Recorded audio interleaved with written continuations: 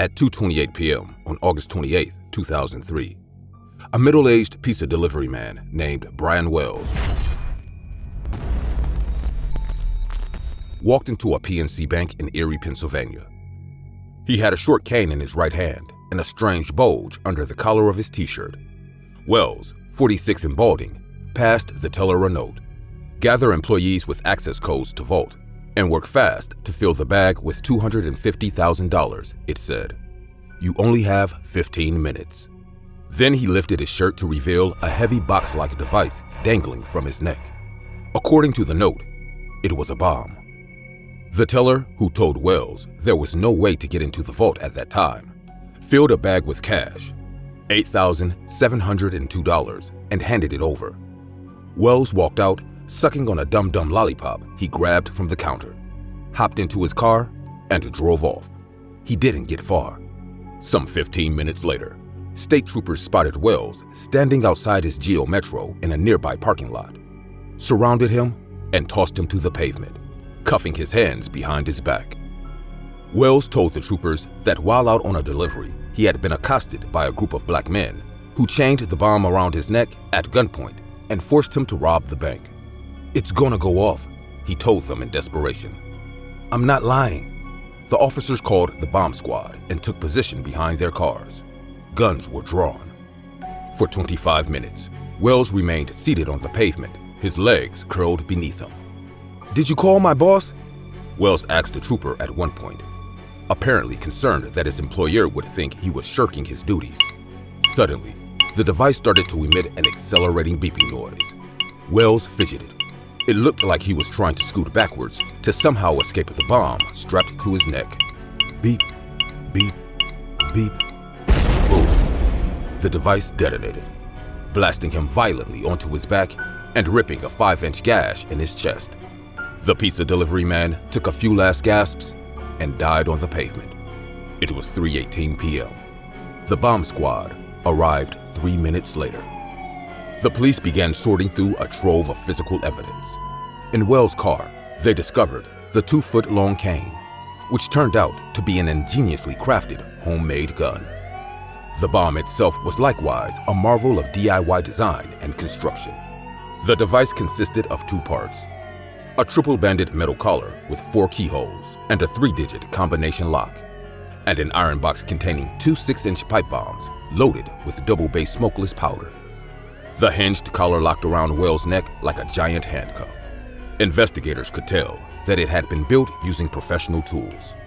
The device also contained 2 Sunbeam kitchen timers and 1 electric countdown timer. It had wires running through it that connected to nothing. The contraption was a puzzle in and of itself. The most perplexing and intriguing pieces of evidence, though, were the handwritten notes that investigators found inside Wells' car, addressed to the bomb hostage. The notes instructed Wells to rob the bank of $250,000, then follow a set of complex instructions to find various keys and combination codes hidden throughout Erie. It contained drawings, threats, and detailed maps. If Wells did as he was told, the instructions promised he'd wind up with the keys and the combination required to free him from the bomb. Failure or disobedience would result in certain death. There is only one way you can survive, and that is to cooperate completely. The notes read in meticulous lettering that would later stymie handwriting analysis. This powerful booby-trapped bomb can be removed only by following our instructions. Act now, think later, or you will die. It seemed that whoever planned the robbery had also constructed a nightmarish scavenger hunt for Wells, in which the prize was his life. It all started at 1:30 p.m. on the day of the robbery at Mamma Mia's Pizzeria, where Wells was working. An order came in for 2 small sausage and pepperoni pies to be delivered to a location on the outskirts of the city. Even though he was at the end of his shift, he agreed to deliver the order. He walked out of the shop, 2 pies in hand, at about 2 p.m. The delivery location, reachable only by a dirt road, was a TV transmission tower site in a wooded area off of busy Peach Street. Arriving at the location, Wells was accosted at gunpoint by strangers and forced to participate in a crazy bank robbery involving an even sicker scavenger hunt and some terrible consequences. The next day, a reporter and a photographer for the Erie Times News headed to the tower. The dirt road leading there was cordoned off by authorities, but the journalists spotted a tall, heavy-set man in denim Carhartt overalls pacing in front of a home that sat right next to it. His backyard extended almost to the transmission tower. The man identified himself as Bill Rothstein. Rothstein, 59, was an unmarried handyman and a lifelong resident of the area. He spoke elegantly, like someone who takes great pride in his mastery of the English language. Bill Rothstein may have appeared to be just a man who owned a house next to a TV tower, but he turned out to be hiding a dark secret. On September 20th, less than a month after the bomb killed Wells, Rothstein called 911. At 8645 Peach Street, in the garage, there is a frozen body. He told the police dispatcher, referring to his address. It's in the freezer. Within hours of making the call, Rothstein was in custody. He told the cops that he had been in agony for weeks. He had considered killing himself, he told them, and had gone so far as to write a suicide note, which investigators found inside a desk at his home. Writing in black marker, Rothstein expressed his apologies to those who cared for or about me, identified the body in his freezer as that of Jim Roden, and noted that he did not kill him nor participate in his death. The note opened with a curious disclaimer. This has nothing to do with the Wells case. Over the next 2 days, Rothstein explained to police how a dead man came to be in his freezer. In mid-August, he said he received a phone call from his ex-girlfriend, Marjorie Dill Armstrong.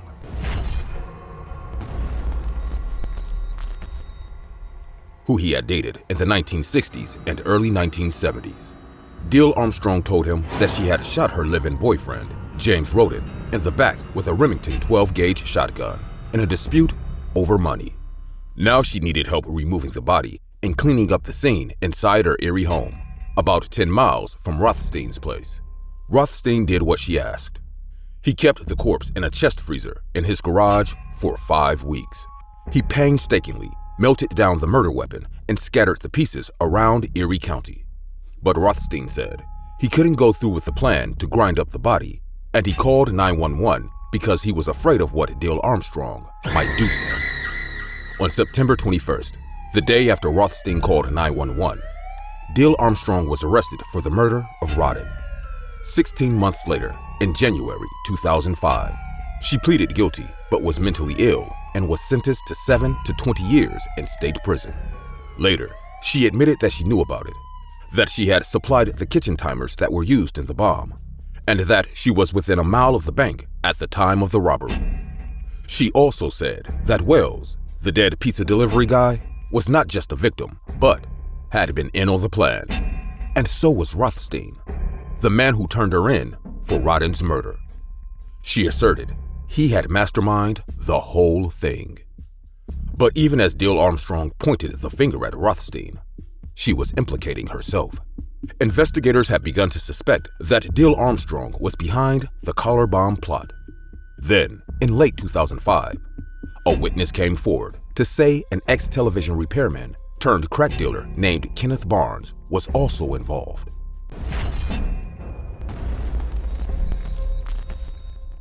Barnes, an old fishing buddy of Dill Armstrong, had spoken too freely about the plan, and his brother-in-law had turned him in while Barnes was already in jail on unrelated drug charges, threatened with even more time behind bars.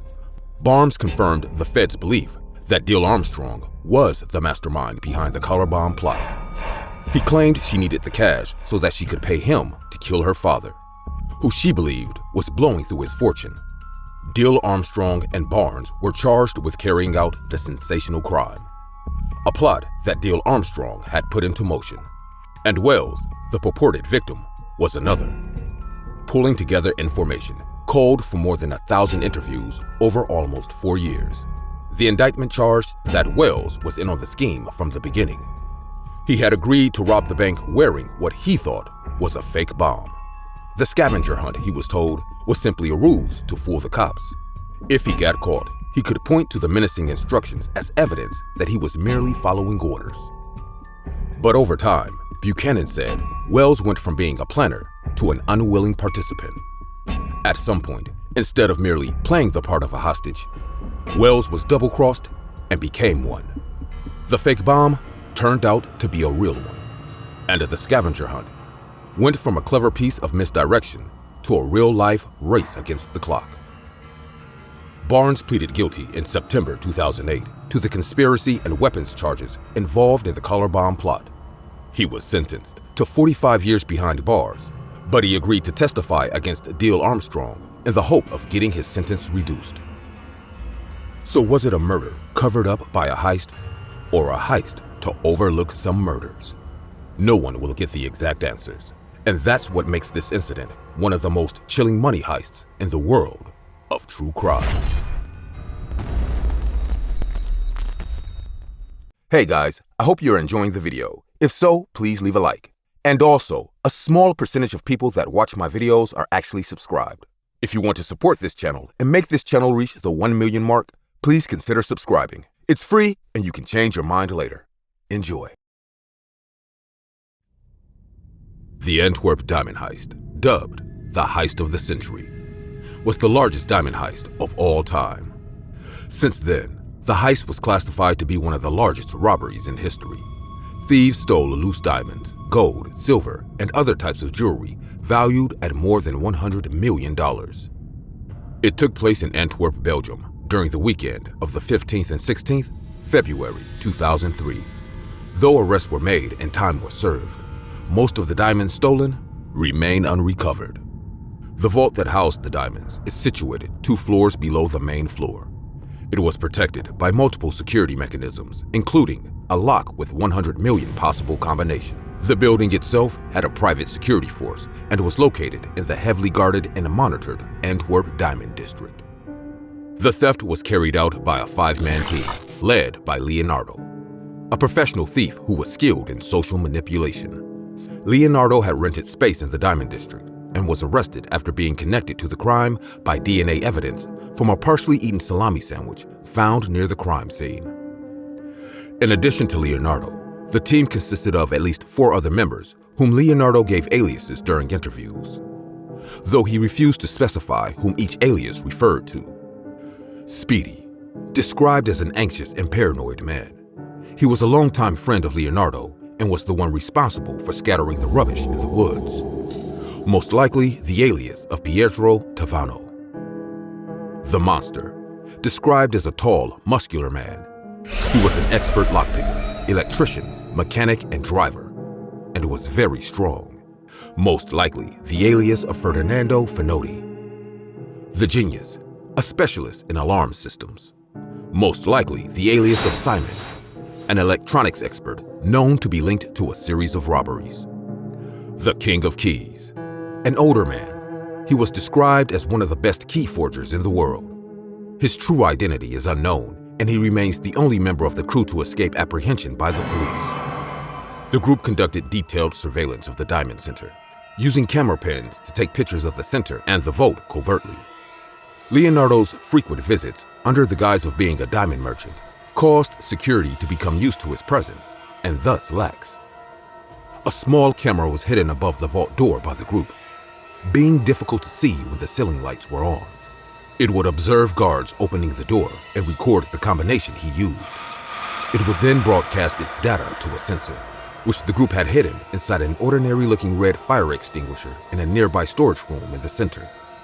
The extinguisher was fully functional, but had a watertight chamber hidden inside it, which housed electronics to receive the camera's data. The group allegedly practiced with a full-scale replica of the vault. Leonardo claims this was produced with help from a diamond trader insider. The day before the robbery, Leonardo visited the vault, posing as a routine visit. While inside, he quickly sprayed women's hairspray on the thermal motion sensors, having practiced the necessary motion for a swift spray, as the oil from the product was transparent but would temporarily insulate the sensor from thermal fluctuations in the room. And the sensor would only go off if it detected both heat and emotion. This would last many hours, but not forever, and the group used it as a temporary measure until they could properly disable the sensor system. While the security camera recorded his actions, the guard was used to his visits and was not paying attention. Leonardo remained in a nearby getaway vehicle during the robbery, listening to a police scanner and prepared to leave as soon as the group was done. The team wore plastic gloves to avoid leaving fingerprints. To avoid a large number of security cameras in the area around the bank, the King of Keys picked the lock to an abandoned office building that adjoined the Diamond Center, as it shared a private garden with the Diamond Center that wasn't under video surveillance. The garden allowed access to a small balcony in the center, which the group accessed via a ladder. An infrared sensor monitored the terrace, but the genius used a large homemade polyester shield to hide his thermal signature as he approached the sensor and placed the shield in front of it, preventing it from detecting the group. He then disabled an alarm on the balcony's windows. Security cameras in the antechamber were covered with black plastic bags to allow the group to turn on the lights. The vault door had a magnetic lock on it that consisted of 2 plates. When armed, they would trigger a magnetic field, and when the door opened, the field would break, triggering an alarm. The genius overcame this by using a custom-made aluminum plate, to which he attached heavy-duty double-sided tape to one side of it. He then stuck it on 2 bolts and unscrewed them. While they were loose from their proper position, they were still side by side and generating a magnetic field. They were pivoted out of the way and taped to the antechamber wall. The King of Keys had used video footage to successfully duplicate the almost impossible to duplicate foot-long vault key. However, during the robbery, he knew that the guards often visited the utility room just before opening the door and decided to investigate. Inside the unlocked room, he found the vault key. He decided to steal the original key, as it would ensure the vault's manufacturers did not realize the key could be duplicated, and indeed, it was not until Leonardo revealed this occurred that the police would know a duplicate had been created. The group turned off the antechamber lights before opening the vault door to avoid tripping light sensors in the vault. After the King of Keys picked the lock to the internal gate, the monster, working in darkness, moved to the middle of the room, having practiced the number of steps in the replica, reached up to the ceiling and pushed back a panel, locating the security system's inbound and outbound wires. An electric pulse shot along the wires, and if any sensor was tripped or broken, the circuit would break and trigger the alarm. To overcome this, the monster carefully stripped the wire's plastic coating and attached a piece of new wire to the exposed copper wire, rerouting the circuit and ensuring that it was irrelevant if the sensors were tripped. Heat sensors were blinded with styrofoam boxes and light sensors with tape. The men worked in darkness, having memorized the layout of the vault. They would occasionally flick on their lights for a brief moment to position their drill over the lockboxes. The King of Keys used a hand-cranked drill to break the locks on each of the security boxes. The contents were then emptied into duffel bags. After 5:30 a.m., they finished and left, returning to the office building, a process which took almost an hour due to the need for caution. They then put the bags in Leonardo's car, which then drove to the apartment while the men headed there on foot. Posed as an Italian diamond merchant to gain credibility, the robbery required 18 months of preparation. The group used a variety of ingenious methods to overcome the security systems and left investigators confused as to how they managed to successfully gain entry without triggering the security systems. The group was caught after Leonardo and Speedy went to dispose of the evidence of their plans, planning to burn it in France.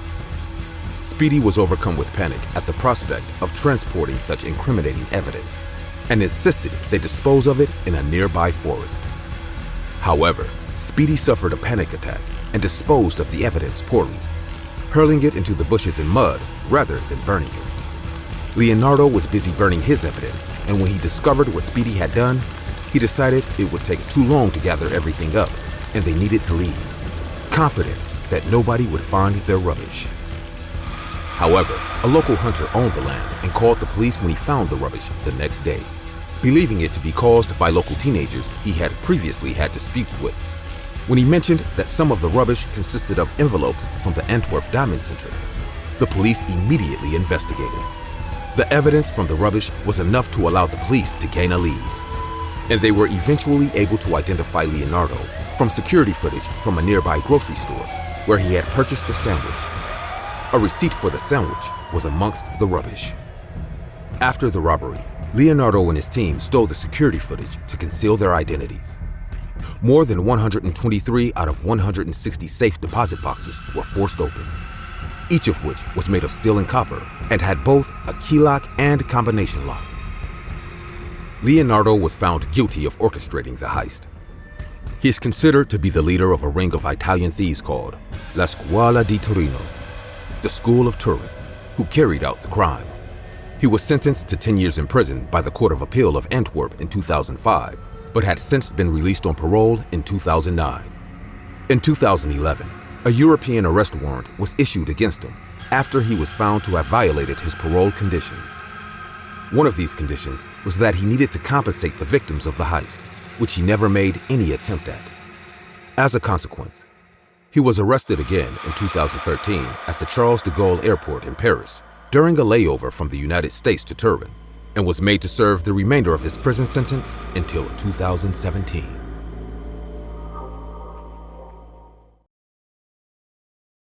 On September 4th, 1972, just after midnight, a man wearing climbing spurs scaled one of the trees on the property between the Montreal Museum of Fine Arts and the Church of St. Andrew and St. Paul to access the museum's roof.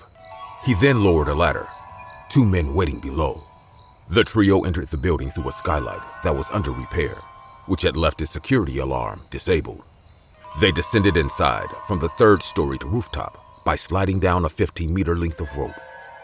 Moving around the second floor, the intruders encountered a security guard either in or near the kitchen. When the guard didn't immediately comply with their orders, one thief fired 2 blasts from a shotgun into the ceiling.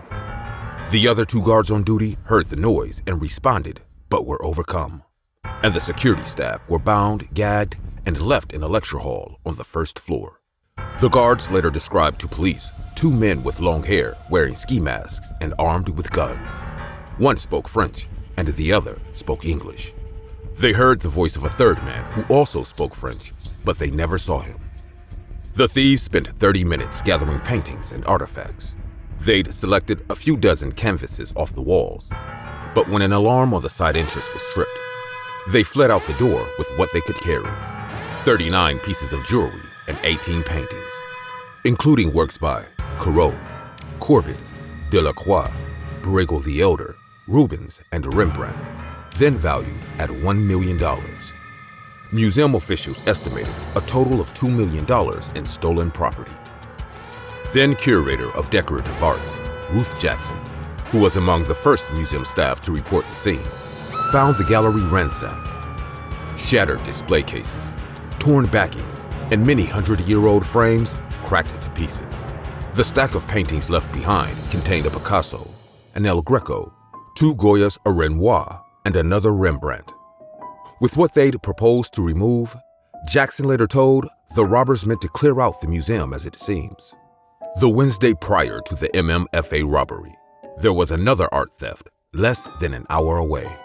Not front-page news, but similarly sensational and Hollywoodish.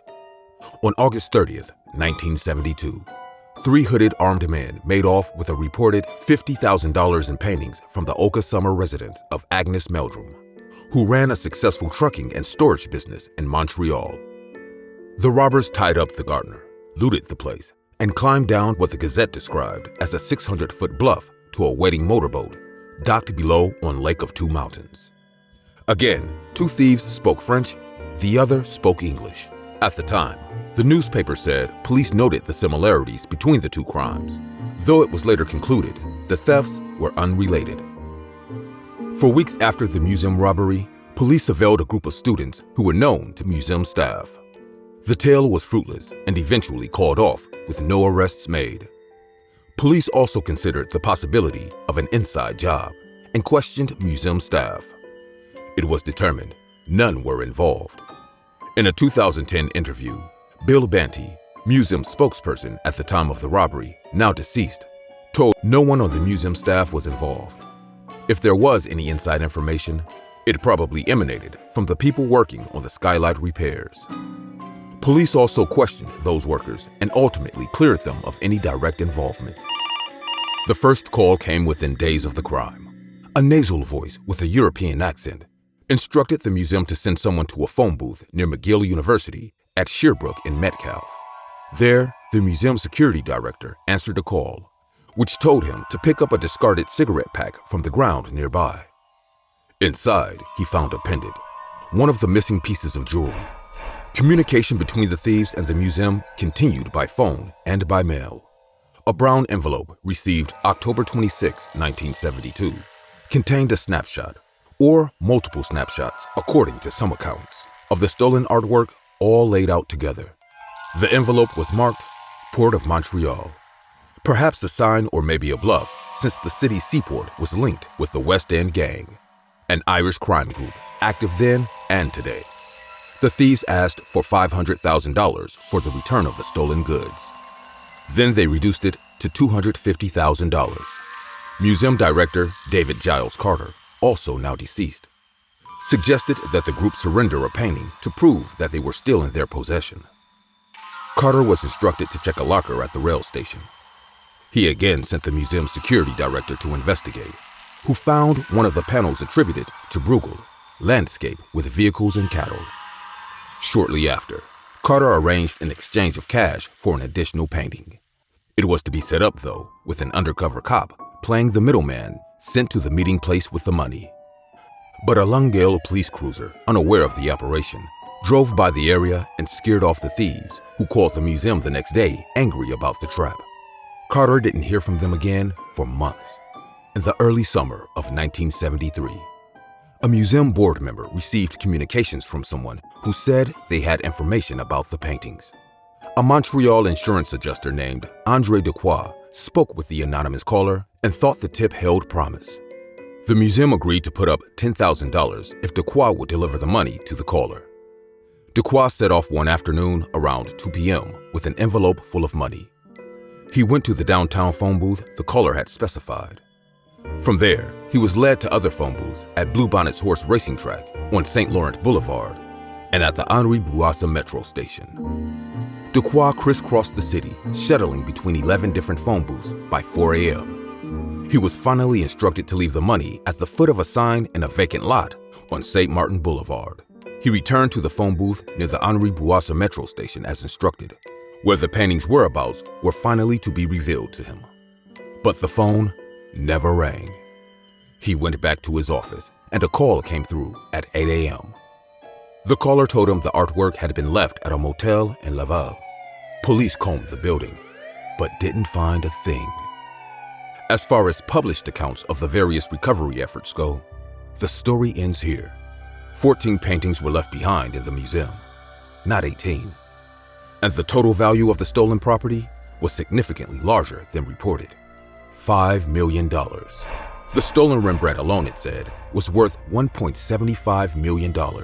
A half a century after the theft, police are no closer to finding what was stolen or who stole it.